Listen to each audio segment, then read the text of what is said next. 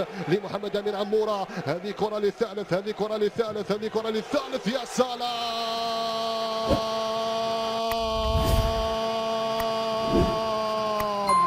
قلتها قبل لحظات أن أشرف عبادة لا يريد أن يشارك كأساسي في أول خرجة مع الخضر إلا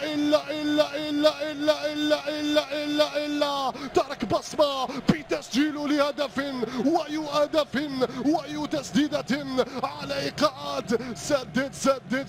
سجل يا أشرف بكل قوة بكل دقة في الزاوية 90. يضع أشرف، شوف الكرة، شوف اللعبة، شوف كيف ارتدت وكيف سددها من على مشارف منطقة